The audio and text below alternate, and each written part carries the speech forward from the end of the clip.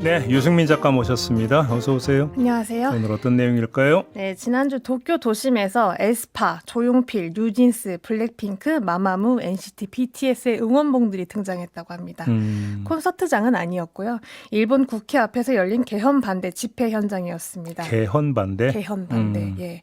그동안 집회 현장이라고 하면 사실 소수의 시민들이 나와서 피켓을 들고 구호를 외치는 모습이었는데 네. 이번엔 분위기가 많이 달랐다는 거죠. 젊은 층이 응원봉을 들고 대거 합류를 했고 약 1000명 정도가 국회 앞을 가득 메운 모습이었습니다. 집회에 참여했던 일본 시민들 이야기를 좀 들어봤습니다. 일본 집회에서 1000명이고 상당 꽤 되는 숫자 아닙니까? 많은 편입니다. 네. 그만큼 절박해진 분위기가 있다 이렇게 봐야 되는 건가요? 그렇죠.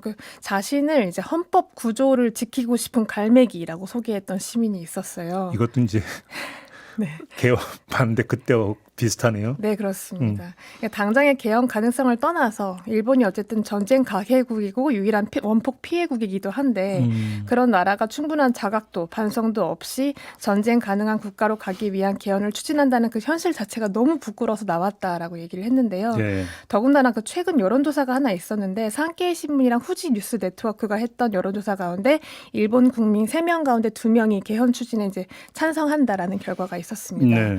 네, 그런 결과까지 나온 상황에서 그 과정에 이제 인권 침해라던가 아니면 소수나 약자나 외국인에 대한 배제가 또 심화되고 있는 그런 상황이고 점점 우경화가 심각해진다라고 체감을 하는 상황 속에서 우리도 한번 빛의 혁명을 좀 만들어보자라는 절박함이 거리로 나오게 만든 거죠. 그러면 이 나온 그 시민들의 상당수가 K-팝 팬들입니까 그러면? 네, 이번 같은 경우는 10대에서 40대까지 여성들이 좀 압도적으로 많았다고 하는데요. 예. 또 지난해 한국에서 이제 확산이 됐던 응원봉 시위를 기억하는 시민들도 상당히 많았습니다. 그 시민들이 자발적으로 우리도 일본에서 해보자. 각자 좋아하는 가수의 뭔가 빛나는 응원봉을 들고 모이자라고 해서 국회 앞에서 집결을 한 건데요. 네. 그 이번 시위를 주도했던 인물 가운데 한 명이 1989년생 히시야마 나오코 씨입니다. 시민 활동가인데 지난해 우리가 그 탄핵광장 집회에도 여러 차례 같이 참여를 했던 시민 활동가예요. 또 에스파 팬이기도 해서 그때마다 에스파의 응원봉을 들고 달려오기도 했습니다. 근데 그 이후에 이제 한국 시민과의 연대를 꾸준히 호소해 왔고 현재 일본 집회를 또 주도를 하고 있는 상황인데요. 네. 여기에 또 우리가 최근 한국 시민들이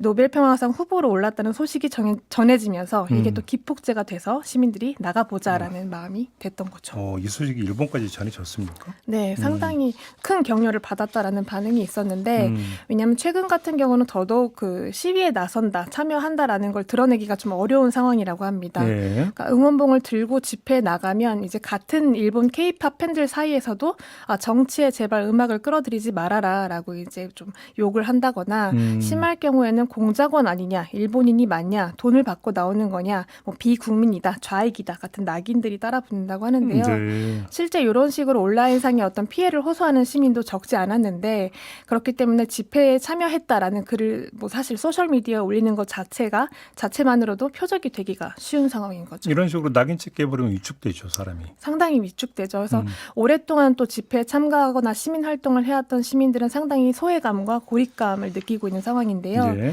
예, 그런 상황에서 더욱더 이 노벨 평화상 후보 소식이 매우 반갑게 느껴진다는 겁니다.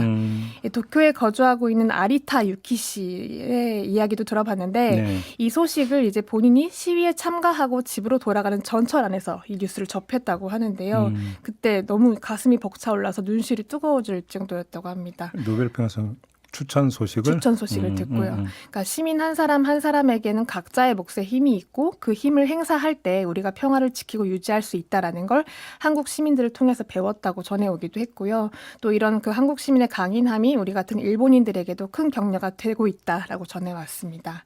또 지난주에 이제 응원봉을 들고 국회 앞에 집회에 참여했던 인증 사진들이 또 지난주를 기점으로 많이 올라오기 시작했는데 네. 여기에 또 반가운 게 한국의 누리꾼들도 화답을 하기 시작한 거죠. 이른바 이제 응원봉 국제연대가 구축되고 있다. 네, 뭐 이런 시작되고 얘기인가요? 있습니다. 왜냐하면 내가 좋아하는 가수의 응원봉이 이제 일본에서 발견되니까 또 반가워서 너도 그 가수의 팬이야, 나도 그 가수의 팬이야라고 아는 척을 한다던가 네. 아니면 나는 일본 게임을 좋아하는 오타쿠인데 우리 탄핵 때도 내가 그걸 들고 나갔거든. 뭐 너네들 응원할게라는 식으로 말을 주고받는 거죠. 네. 이렇게 K-팝 또 한국 문화, 뭐 응원봉을 매개로 한 연대의 기류가 형성이 되고 있는 분위기입니다. 또 가장 유의미한 변화라고 한다면 사실 그동안 내 목소리를 오프라인에서 표명을 하는 게 상당히 좀 껄끄럽고 주저했던 젊은 층들이 상당히 많았는데 응원봉을 매개로 또 거리에 나오기 시작했다라는 점이 좀 반가운 소식이기도 하고요.